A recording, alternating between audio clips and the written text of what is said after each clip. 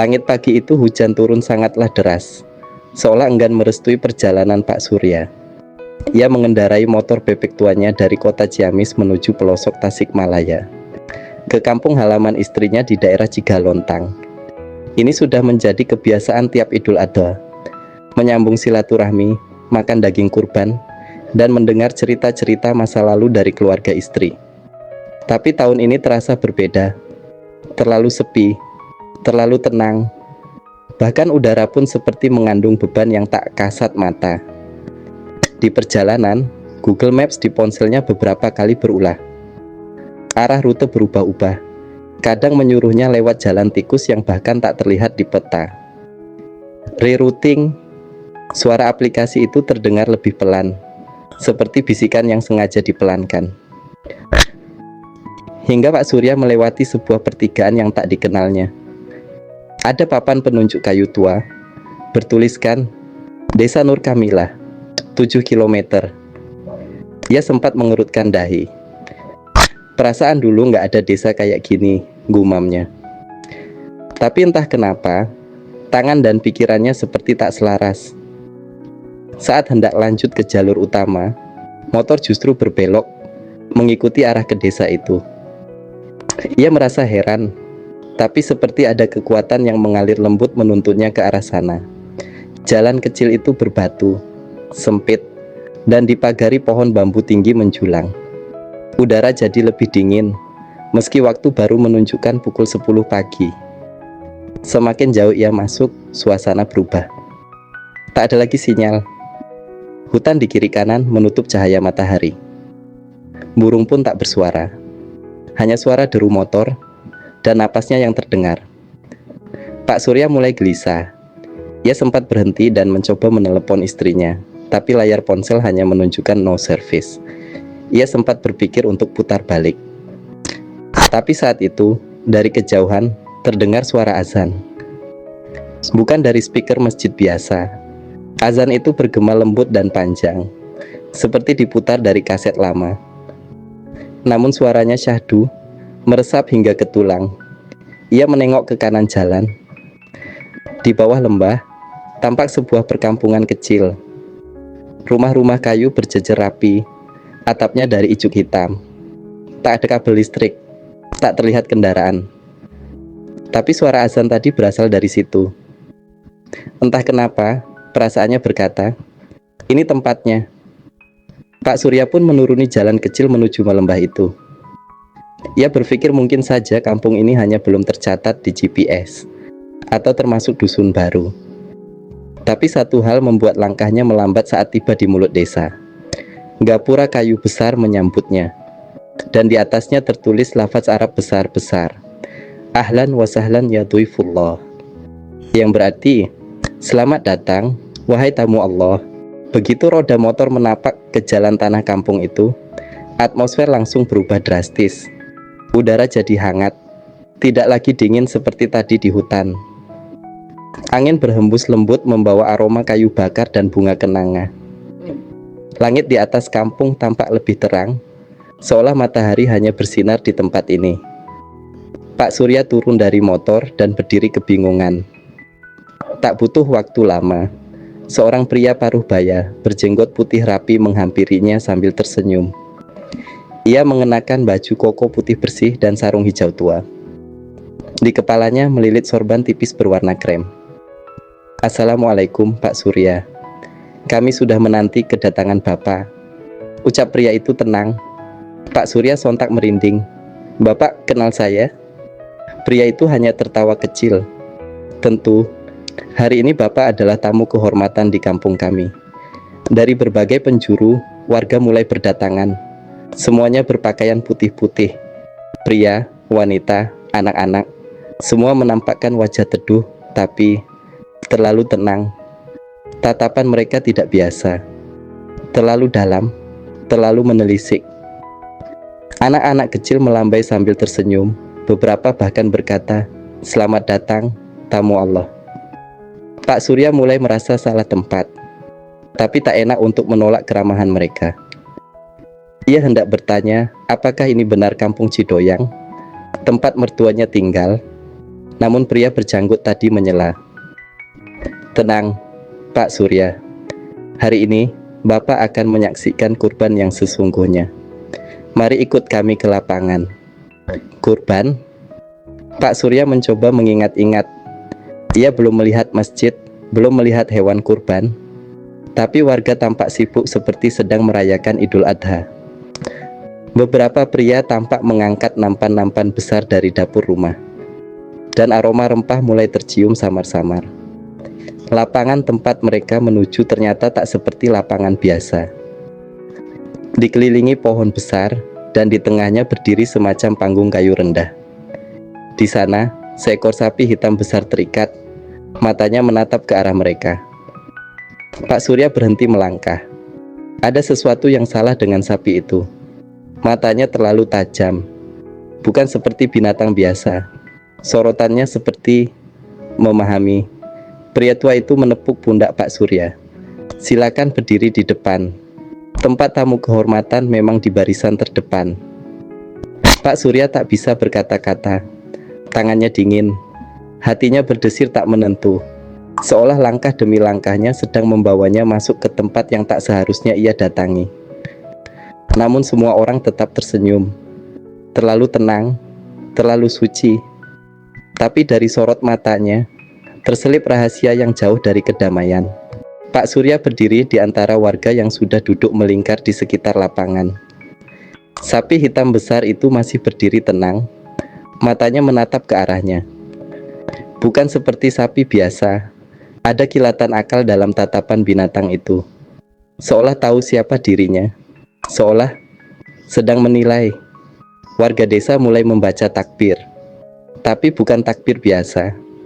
Irama dan logatnya asing, seperti bercampur bahasa Arab dan bunyi-bunyi kuno yang tak dikenalnya. Meski begitu, irama itu menggema kuat ke dalam dada, membuat bulu kuduk Pak Surya berdiri. Ia mencoba mengucapkan takbir yang biasa ia kenal, tapi suara di tenggorokannya tertahan. Seolah lidahnya berat untuk mengikuti. Pria berjenggot yang tadi menyambutnya kini membawa sebilah pisau besar. Tapi bentuknya aneh, tajam, tapi mengilat seperti perak tua. Dan di bagian gagangnya terukir simbol-simbol yang tak dikenal. Ia memegangnya dengan hikmat, lalu mendekat ke sapi hitam itu. Yang membuat dada Pak Surya makin sesak adalah tak ada satupun warga yang memegang tali sapi itu. Binatang besar itu diam, tidak mengamuk, tidak bergerak, hanya menunduk seperti pasrah. Allahu Akbar. Pisau itu meluncur cepat ke leher sapi. Pak Surya menjerit dalam hati. Namun saat leher sapi itu tergores, tak ada darah, tidak ada cairan merah mengucur, tak ada bau amis khas pemotongan hewan. Yang keluar justru asap tipis berwarna perak yang menyebar perlahan. Sapi itu perlahan rebah, diam, dan menghilang seperti bayangan kabut yang diserap bumi. Warga serempak bersujud, tangis dan takbir menggema. Tapi semua terlalu sempurna, terlalu hening. Tak ada keramaian seperti biasa. Tidak ada anak-anak yang bermain. Tidak ada suara gaduh membagi daging. Semua berjalan seperti ritual suci yang penuh aturan. Pak Surya hanya bisa berdiri terpaku. Nafasnya memburu, jantungnya berdegup tak karuan. Lalu pria tua tadi menghampirinya dan berkata dengan suara pelan, "Sekarang giliran Pak Surya yang membagikan dagingnya." "Daging siapa?" tanya Pak Surya gugup. Pria itu tersenyum dan menunjuk ke arah meja panjang yang entah sejak kapan sudah ada di samping lapangan. Di atasnya terhidang potongan daging berwarna gelap dan padat. Tapi yang membuat Pak Surya hampir muntah adalah di antara daging-daging itu, ia melihat benda seperti jari manusia, lengkap dengan kuku yang masih utuh. "Apa ini?" gumamnya dengan suara bergetar. "Ini kurban kami, Pak Surya. Kami hanya bisa menyembelih makhluk dari dunia kami jika ada tamu dari dunia manusia yang menyaksikan. Dan itu Anda, tamu Allah yang kami tunggu selama puluhan tahun." Pak Surya mundur pelan. Dunia sekitarnya bergoyang. Udara terasa lebih berat. Ia berbalik dan hendak lari, tapi warga yang tadi tersenyum kini menghalangi jalannya. Mereka tak bersuara, hanya memandangnya dengan mata putih tanpa bola mata. Pak Surya terjatuh, lututnya lemas. Ia menoleh ke segala arah, mencari celah untuk lari, tapi semua jalan sudah dipagari warga kampung yang kini tampak bukan manusia. Wajah mereka mulai berubah. Tidak ada kerutan, tidak ada detail kulit. Wajah-wajah itu datar, seperti topeng. Bahkan suara angin kini membawa desisan lirih, seperti bisikan makhluk dari balik hijab. Pak Surya, suara pria berjenggot itu kembali terdengar. Kini lebih berat, lebih dalam. Bapak belum menyelesaikan tugas sebagai tamu kami. Setelah kurban, kami akan mengantar Bapak pulang. Tapi kalau menolak, Bapak akan tinggal di sini selamanya. Pak Surya tak peduli. Ia berlari menerobos semak, meninggalkan lapangan dan suara takbir yang makin menyeramkan. Tapi anehnya, jalan yang ia lewati terasa memutar. Ia kembali melewati gapura yang sama. Ia merasa seperti dikejar, tapi tak ada langkah di belakangnya. Hanya perasaan bahwa ada puluhan pasang mata mengawasi dari balik pohon dan kabut. Setelah entah berapa lama, ia jatuh tersungkur di dekat batu besar. Lalu, hening. Semua tiba-tiba hilang. Tak ada lagi kampung. Tak ada lagi suara.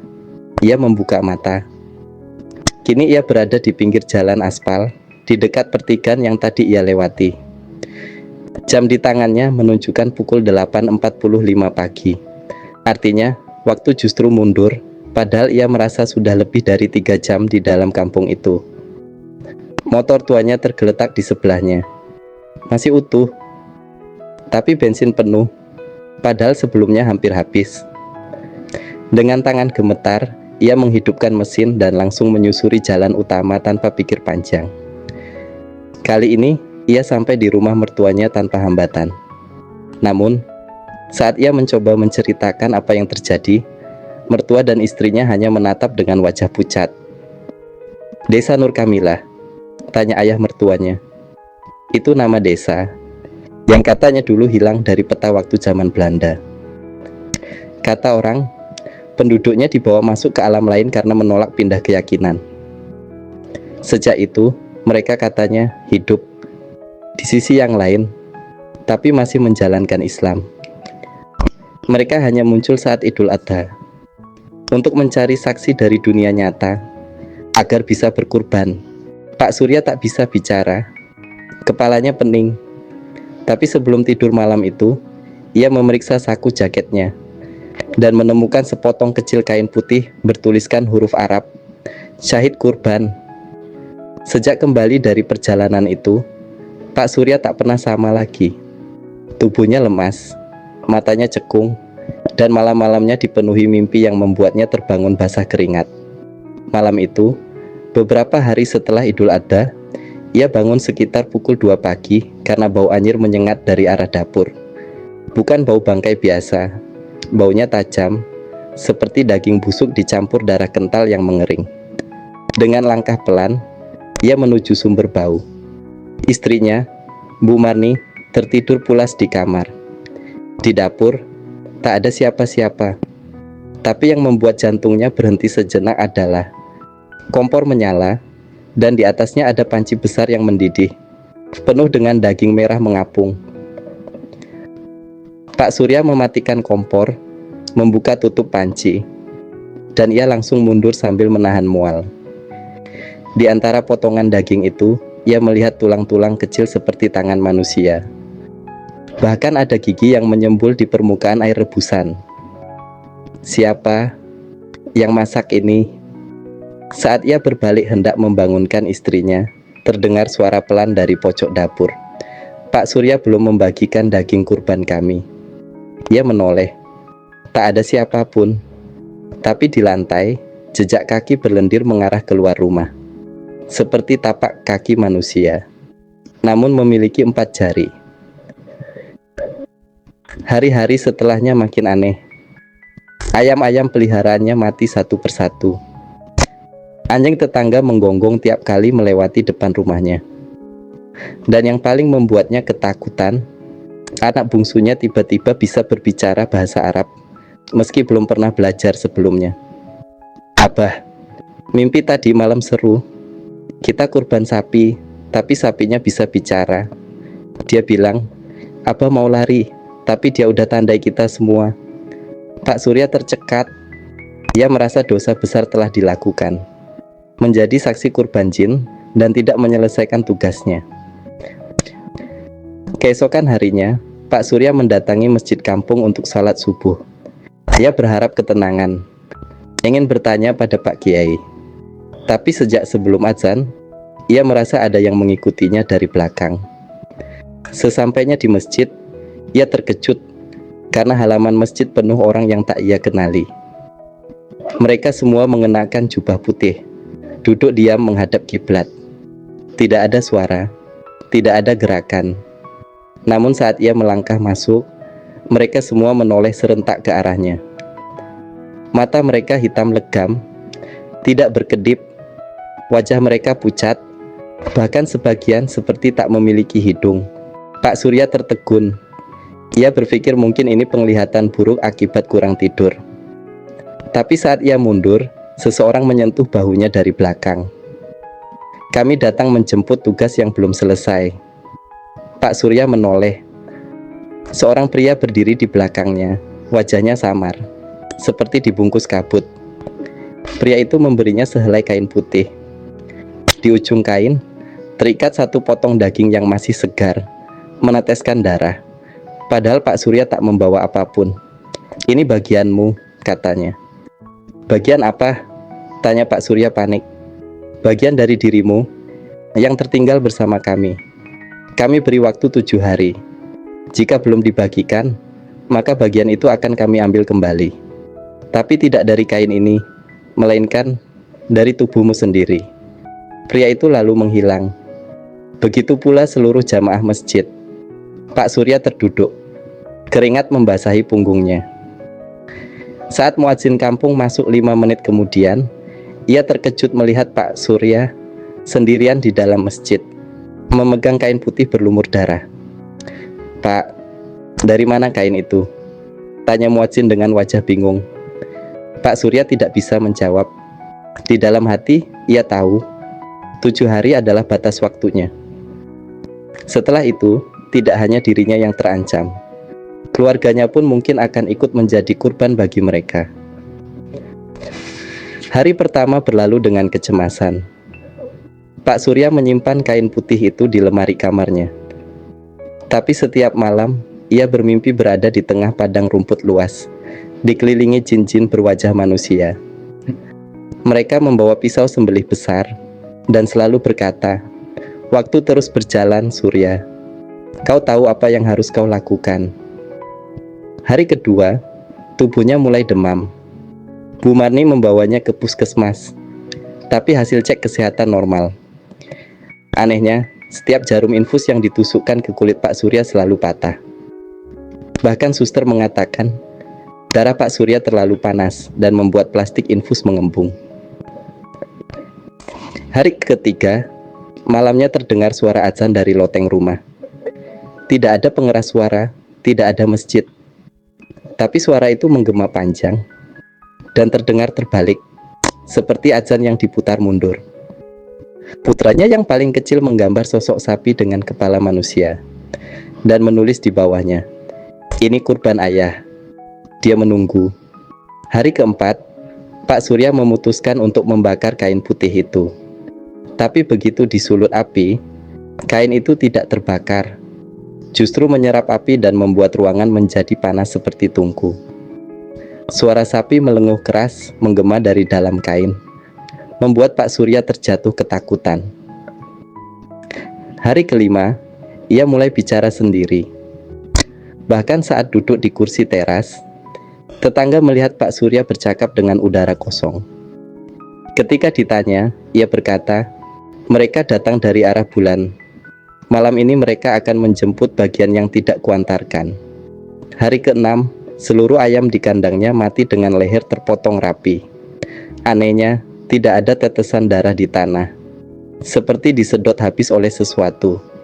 Di dinding rumah muncul tulisan besar berwarna hitam. Ini bukan mimpi, Surya. Tunaikan hak mereka.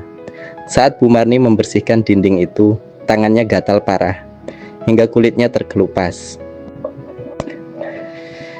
Hari ke-7, Pak Surya duduk di ruang tamu sambil menggenggam kain putih itu. Ia tahu waktunya hampir habis. Langit mendung sejak pagi. Jam dinding berhenti di pukul 11.11. Dan tiba-tiba, televisi menyala sendiri. Di layar, bukan saluran TV biasa, tapi tayangan seekor sapi yang ditarik menuju tempat penyembelihan. Di antara kerumunan orang, tampak wajah-wajah asing. Mereka yang pernah ia lihat di masjid saat subuh. Semuanya melihat ke arah kamera. Sapi itu menoleh dan berkata dalam bahasa manusia, "Jika tidak kau bagikan, maka kami akan memotong langsung dari jiwamu." Pak Surya akhirnya menyerah. Malam itu, ia membawa kain putih itu ke pinggir sungai kecil di luar desa. Ia tak tahu harus dibagikan pada siapa, karena tidak ada manusia yang bisa menerima kurban dari bangsa jin.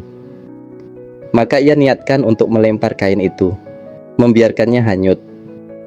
Namun begitu kain menyentuh air, sungai tiba-tiba memerah. Bukan darah, lebih seperti air bercampur darah haid, kental dan berbau amis. Dari dalam air, muncul tangan-tangan kurus dengan kuku panjang, menarik kain itu dan menyeretnya ke dalam. Lalu muncul suara dari balik pepohonan, "Kau terlambat, 1 malam sudah lewat." Pak Surya berbalik. Di hadapannya berdiri sosok berjubah hitam. Wajahnya tidak tampak, tapi tubuhnya mengeluarkan bau bunga Kamboja bercampur dupa. Apa yang kalian inginkan lagi? Kau sudah melihat dunia kami. Kau menyantap kurban kami, dan kau menolak membagikannya tepat waktu. Maka hukumannya akan kau terima." Pak Surya terjatuh. Tubuhnya tiba-tiba lumpuh dari pinggang ke bawah. Saat ia mencoba berteriak, suaranya hilang. Yang keluar dari mulutnya hanyalah suara sapi menguak, keras dan menyayat malam. Ia pingsan. Paginya, warga desa menemukan Pak Surya di pinggir sungai dalam keadaan telanjang, dengan tubuh penuh lumpur dan goresan. Ia tak bisa bicara, hanya mengeluarkan suara melenguh setiap ditanya. Bu Marni menangis memeluk suaminya yang kini sudah seperti orang gila. Tapi yang membuat warga desa lebih takut adalah penemuan aneh di sungai pagi itu. Seekor sapi putih dengan kepala manusia. Tubuhnya mengapung dan matanya menatap ke arah desa. Di lehernya ada tulisan Arab yang terbakar di kulitnya. 1 jiwa telah dikembalikan, 1 lagi menanti. Sudah sebulan lebih Pak Surya tak lagi berbicara. Ia hanya duduk diam di kursi kayu tua di beranda, menatap langit seperti orang kehilangan akal. Sesekali terdengar suara melenguh dari mulutnya, pelan namun memilukan. Bu Marni merawatnya sepenuh hati. Tapi sejak kejadian itu, suasana rumah berubah drastis. Dinding-dinding lembab meski musim kemarau. Foto-foto keluarga berjamur, dan setiap malam jam dinding berbunyi 12 kali, padahal belum pukul 12. Yang paling menyeramkan adalah bau daging segar yang selalu muncul tiap malam takbiran. Tetangga yang lewat mengira mereka sedang menyimpan kurban. Padahal keluarga Pak Surya tidak lagi ikut penyembelihan sejak kejadian itu. Tahun itu, Idul Adha jatuh pada malam Jumat Kliwon. Menjelang tengah malam, Bu Marni mendengar suara lonceng sapi dari halaman belakang. Ketika ia membuka pintu dapur, tubuhnya langsung melemas. Seekor sapi besar berdiri diam di bawah pohon mangga. Bukan sembarang sapi. Kulitnya putih keabu-abuan, matanya hitam mengilap seperti batu akik, dan tanduknya bengkok ke dalam. Di lehernya tergantung kain putih yang sama persis dengan milik tahun lalu. Hanya saja sekarang sudah berlumuran bercak darah kering. Sapi itu menatap langsung ke arah Pak Surya yang masih duduk di kursi. Dan saat mata mereka bertemu, suara mengerikan keluar dari tubuh sapi. Tahun lalu belum cukup. Tahun ini harus lunas. Pak Surya bangkit berdiri. Untuk pertama kalinya setelah sekian lama, ia bisa bergerak. Tapi tubuhnya tidak seperti dikendalikan oleh dirinya sendiri. Ia berjalan kaku menuju sapi itu sambil mulutnya terus melenguh. Bu Marni mencoba menahannya. Namun Pak Surya menepis tangan istrinya dengan kekuatan yang tidak masuk akal. Tanpa sadar, Pak Surya mengambil pisau dapur yang biasa digunakan untuk memotong daging. Ia membungkuk di hadapan sapi dan berbisik, "Bismillahirrahmanirrahim." Tapi sapi itu tertawa, dan suaranya bukan seperti binatang, melainkan seperti 1000 manusia berdoa dalam bahasa yang tak dikenali. Lalu sapi itu berkata, "Yang akan kau sembelih bukan aku, tapi kau sendiri." Subuh menyingsing dengan sunyi yang mencekam.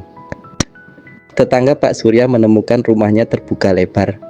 Lampu menyala semua, dan aroma dupa pekat menyeruak sampai ke jalan. Di ruang tamu, tak ada siapa-siapa. Di dapur, pisau besar menancap di meja dengan darah yang masih basah, menetes dari ujungnya.